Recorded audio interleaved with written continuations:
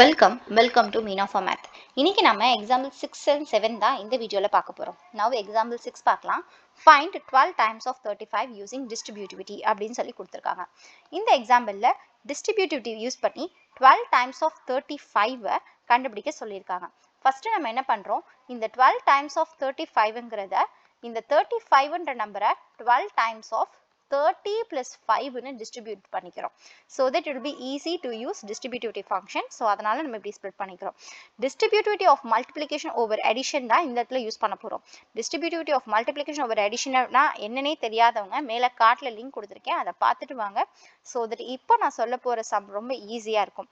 So now distributivity of multiplication over addition நம்ம எப்படி எழுதுவோம்னா a times of b plus c equals to a times of b plus a times of c இப்படி தான் நம்மளால எழுத முடியும். So இந்த ப்ராப்ளம்ல நமக்கு எப்படி கொடுத்துருக்காங்கன்னா a வந்து 12ன்னு கொடுத்துருக்காங்க, b வந்து 30 and c வந்துட்டு 5ன்னு இருக்கு. ஸோ 12 times of 30 plus 5 அப்படிங்கிறத நான் எப்படி ஸ்ப்ளிட் பண்ண போறேன் அப்படின்னா 12 times of 30 plus 12 times of 5. So here 12 times of 30ங்கிறது நமக்கு பார்த்த உடனே சொல்லிடலாம். We can get as 12 3s are 336. So 360 plus 12 times of 5 will gives you 60. So here 420. அப்ப 12 times of 35 will gives you 420 அப்படின்னு சொல்லி நம்ம கன்க்ளூட் பண்ணலாம். So hope you get the point. அடுத்து நம்ம example 7 பார்க்கலாம். Example 7 என்ன கொடுத்திருக்காங்கன்னா simplify 126 times of 55 plus 126 times of 45 அப்படின்னு சொல்லி கொடுத்திருக்காங்க. இந்த ப்ராப்ளம் வந்து பாத்தீங்க அப்படின்னா இங்கேயும் distributivity of multiplication தான் யூஸ் பண்றோம். Distributivity of multiplication என்னது? That is a times of b plus c equals to a times of b plus a times of c. Last problem அதாவது எக்ஸாம்பிள் 6ல வந்து LHS கொடுத்துட்டு RHSல நம்ம ஒர்க் ஆன் பண்ணோம். இந்த ப்ராப்ளம்ல that is example 7ல RHS கொடுத்திருக்காங்க, நம்ம LHSல work on பண்ண போறோம். ஈக்குவேட் பண்ணி பாருங்க.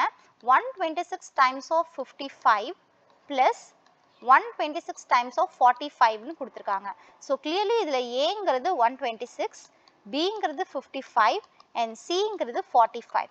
So hope நம்ம என்ன பண்றோம் அப்படின்னா that is A cross B, that is A times of B plus A times of C equals to A times of B plus C ன்னு பண்ணலாம் இல்லையா, அதுதான் ஒர்க் ஆன் பண்ண போறோம். That is 126 times of 55 plus 126 times of 45 equals to 126 times of 55 plus 45 னு பண்றோம்.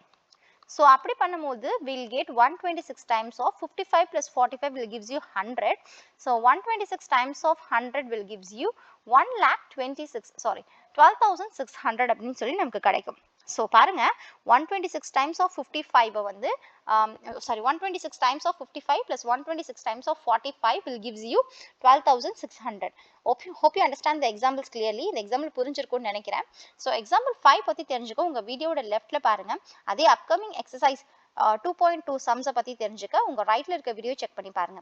இதே மாதிரி இன்னும் நிறைய மேத் கான்செப்ட்ஸ் தெரிஞ்சுக்க மீனா ஃபார் மேத் சேனலை சப்ஸ்கிரைப் பண்ணிக்கோங்க. தேங்க்ஸ் ஃபார் வாட்சிங். தேங்க்யூ.